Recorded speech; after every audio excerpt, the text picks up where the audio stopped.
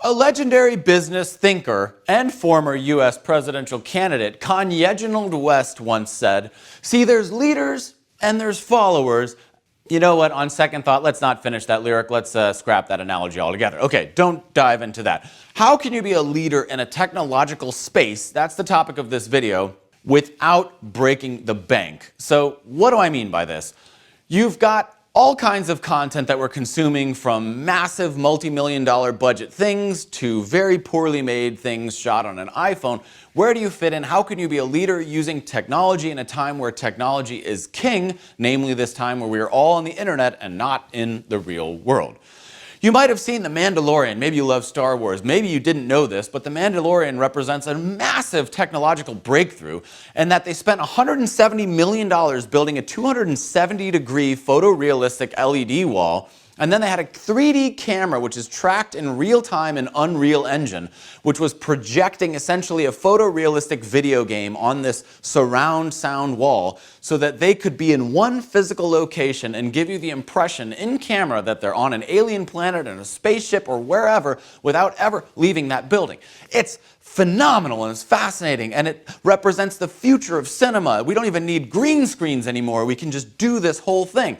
But of course, we don't have $170 million to make our content, plus all of the people needed to create these 3D worlds. There's just this massive gap between what we're consuming in our free time and what we're making, and that gap is widening. Even on Netflix, in the crappy shows, they're filming it on a $150,000 Arri Alexa camera, which requires over $150,000 worth of lenses to get something right, and that doesn't even account for the personnel and lighting and sound and so on and so forth, just to get something that we're used to on Netflix. Huge, huge gap.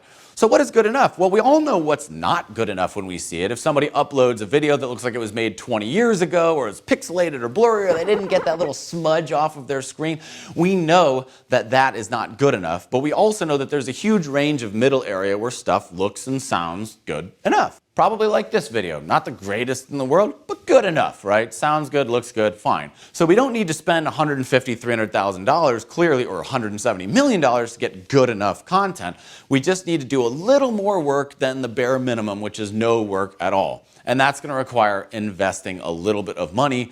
But we're talking in the $5,000 to $10,000 range, which is doable if somebody saves up and works hard, takes on extra jobs, versus the $100,000, $200,000, $300,000 range, which is realistically not doable for any mid-level content creator. But beyond the stuff that you have, I'd like to plant a seed in terms of the know-how for you. It's not about the gear, but it's about being 1 or 2 steps ahead, technologically speaking, than your potential clients. You don't need to outrun the bear, as it were. You just need to be able to outrun the person next to you, and that is very much true with being a leader in the space of technology or media or digital media, which is so important right now. So if you can continually learn and be 1 step ahead or 2 steps ahead of your potential clients, you can start to get work. And this is not something that you do once and then you're done with it. It's not like I learned SEO back in 2000, so that's the way Google's going to work forever. No, things are changing constantly. Algorithms change. Our strategies change. Our aesthetic changes. We used to like 3D buttons that had a glass or liquid look. Now we don't. We used to like drop shadows. Now we don't. So you have to be a step ahead in terms of design, UI, UX, a step ahead in terms of coding or programming languages, a step ahead in terms of media formats. But you don't need to be 15, 20 steps ahead, just enough steps ahead that you can advise potential clients, maybe small businesses, maybe individuals, and that's how you can start making money doing the stuff that you love to do. And this is an endless process. You must always be refining and improving, and you must commit yourself to loving the process of learning new things. So you say, okay, I'm going to look up new cameras. Let's see what's out there in camera technology today. I'm going to look up new microphones. Let's see what's out there in microphone technology today. I'm going to look up color correcting. Let's learn DaVinci Resolve. Or I'm going to learn editing a little bit better. There are so many different things you can do with Khan Academy or Coursera or free courses or YouTube or books that will put you just 1 or 2 steps ahead of your potential clients, and then that can lead to you making money with what it is that you love to do. And this is an endless process, and I'm thinking about making a book about this process, and I'm going to call it The Endless Step.